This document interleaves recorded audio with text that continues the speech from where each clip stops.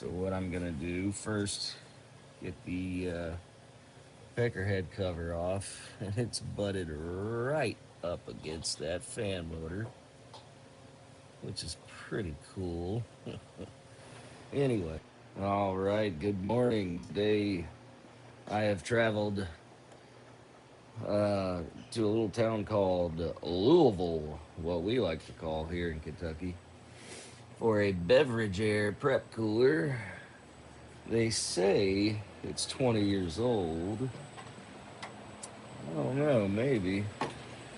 I kind of like beverage airs. Hopefully, we can get some audio here. It's a loud hood. Okay, they're icing it up. What do we got? Pretty sure it's unplugged right now. Controller set to, thermostat set to 4. Ooh, where's the serial? 10401815. Which one of those two numbers is the date code? Is it from 2010? That would make it 16 years old.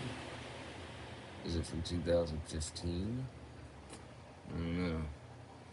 But let's figure out what is going on. There's your cord. Yeah, so there's our plug. Where are we gonna put her? Alright, I'm gonna figure out how we're gonna get power, and we'll cut to a better spot. Bing bang boom. Okay, so I just got the panel off. I brushed off the coils. Um, they're looking all right because you can see the light coming through them. That's good. That should be clean enough. And this unit is from 2012, so it's 14 years old.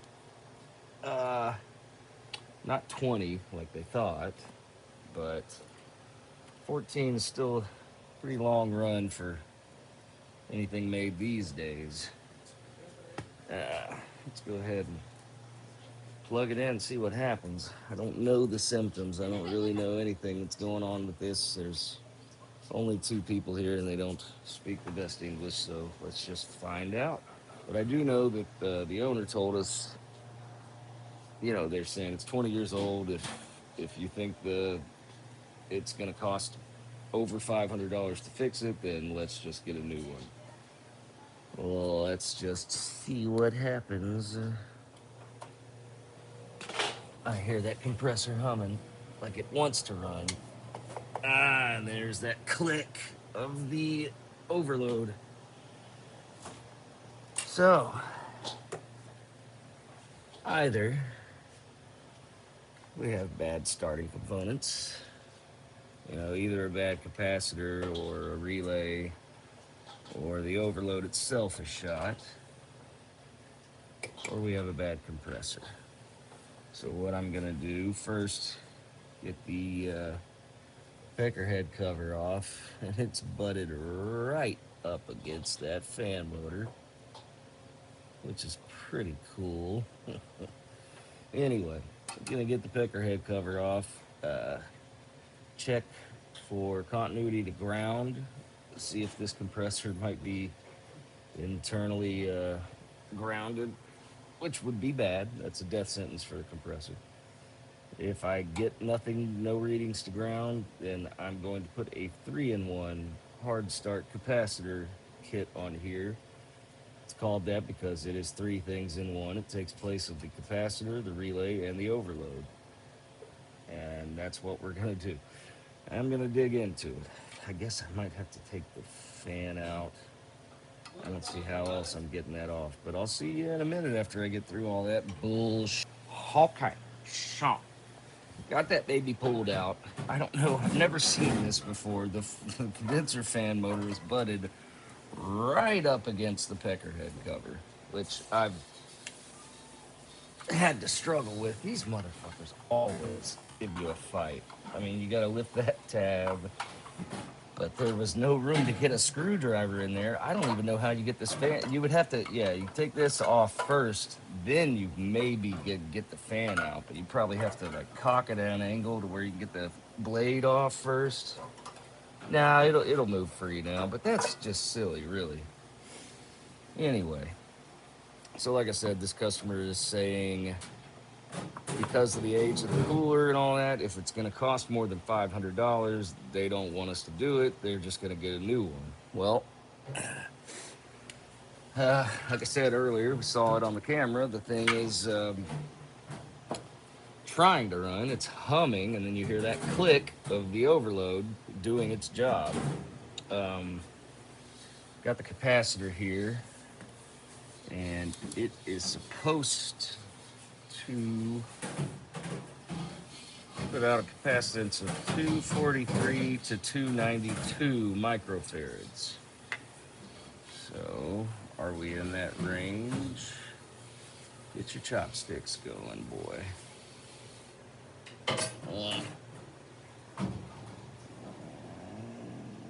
263. So what did I say? 243 to 292. That's a good capacitor. Reads good anyway. It's right in the middle of that range. So either we have a bad relay. I don't think it's a bad overload. It's humming, it's trying, and then the overload's doing its job. So either it's a bad relay or it's a bad compressor. Now, before we just throw 3-in-1 on there, we can check, like I was talking about earlier, check for continuity to ground. If any of the windings on this compressor show continuity to ground, that's bad. That's real bad. That means internally the windings are like melted, or they're melded. It's continuity to ground means the case of this thing, the windings are touching it somehow. That means the compressor's bad, if you ever see that. So, got my GoPro. I gotta get that thing. I gotta get it set up because this. All right, let's see. We're gonna go start. The top winding is start. The bottom left one is no. The top winding is common. Bottom left one is start. Bottom right one is run. So right now we're gonna read common to start. Oh yeah, no. We're checking for continuity to ground first. You know what? We'll make this easier.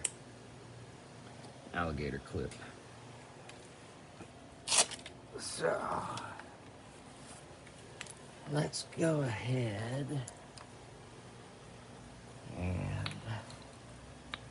take one of my meter leads and just go ahead and clip it to a known ground right there, the copper. That'll work. That's fine. So here on my meter, let's check all these windings to see if there's continuity to ground. Checking the common right now, nothing. Reading open. Checking the start winding, also reading open. Checking the run winding. I see I'm checking it to ground. That's why I've got that one clipped. Come on. Right there to the run winding. Still reading open, so no continuity to ground. That's good. Now, let's check the windings. They should add up a certain way. So if you read from start to common, you'll get a certain resistance reading. So I'm clipped onto common right now. So common to start is going to show 5.6 ohms. Common to run showing 2.1 ohms. So 5.6 and 2.1. So you take common to start and you take common to run, you add those together, and then what you get is what your start to run should read. So you take your reading from common to run, what was it, 5.6, common to start, 5.6, common to run is 2.1. So start to run should be 7.7, thereabouts. It's not going to be exact sometimes. I mean, sometimes the way you're holding it on there, you'll get a slightly different reading. So 7.7, somewhere in that neighborhood. So now, checking start to run, 7.7. Look at that. So, windings are reading good.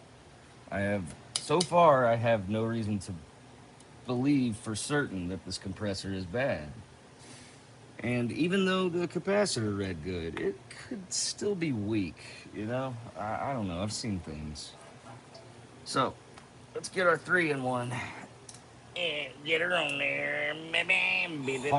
So, what we have here, ladies and gentlemen, is a 3-in-1 hard start capacitor. It's going to take place of the relay, the overload, and the capacitor. What we have here is coming straight from power. We go through the overload, then to the relay, then to the capacitors. We're going to take all that out. And easy as pie. 3-in-1, these are your power leads to hook up hot and neutral. And you want to connect those to your main power coming in. You want to make sure that it's connected also to the fans. Now the fan goes, in this case, to these wires, going through this little junction and then coming back through. So a lot of times you have to take a power lead from your main power, hot and neutral, and you also have to have hot and neutral for your fan going through in there. But in this case, they're ganged together way over there, so I really just need to work with these two. So I'm gonna gang those up here. These two are gonna hook up with the black and white here. And then you have 3 other wires that are gonna go onto your windings. Your black wire goes onto the common. Your white wire goes onto the start. Your red wire goes onto the run.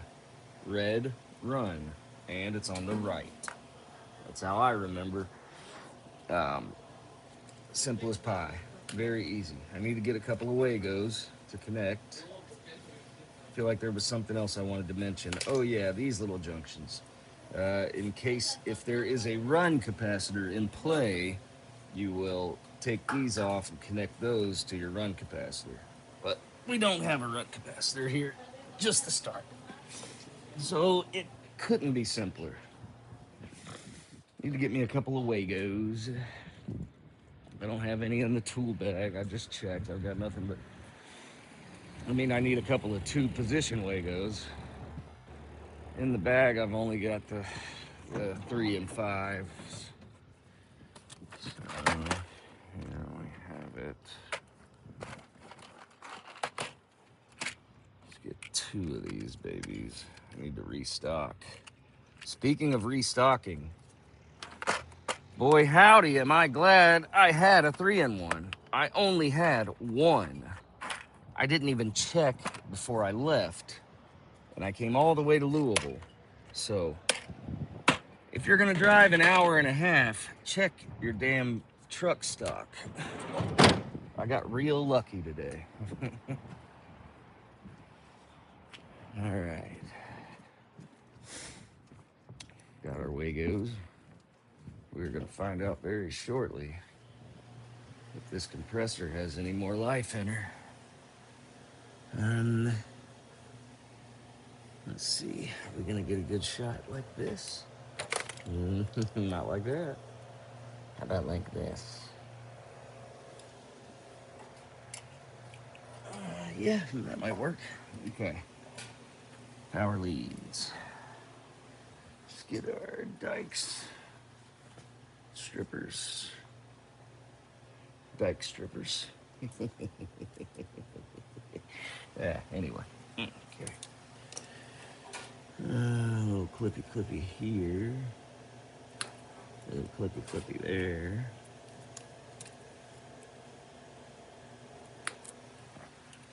These are out the door. Strippers. Strip them up. this 14 gauge. Alright.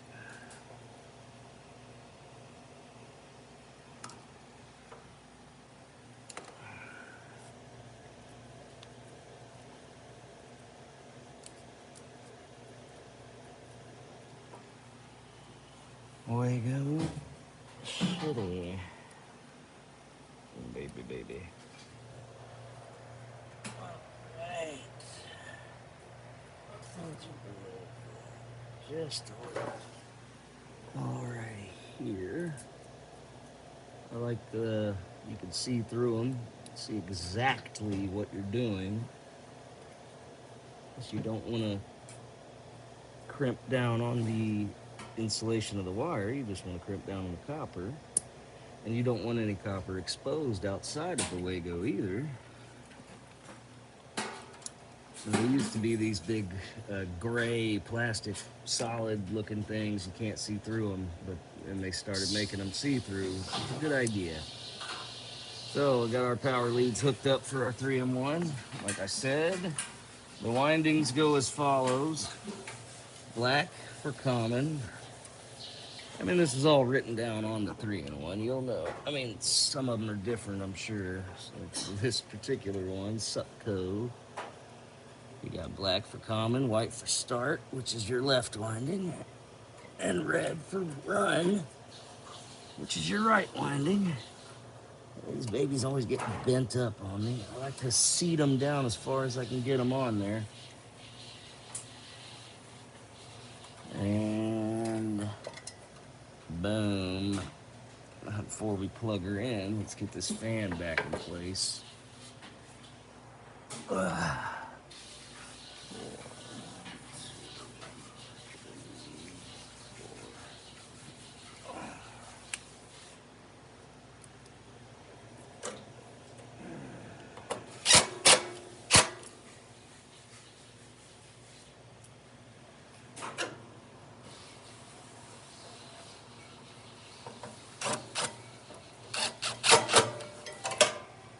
I don't want to go too tight, but I really don't even like using an impact driver to do this because you got to be real careful not to go too tight.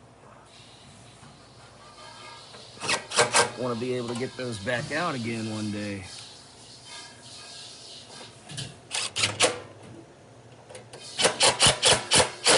That one might have been cross-threaded. Whatever. All right, guys. Can she run?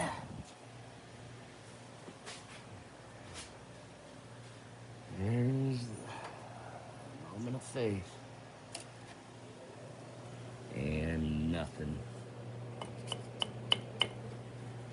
Well, that's a ding-dang shame.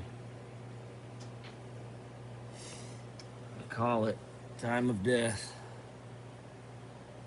Be about 12:43.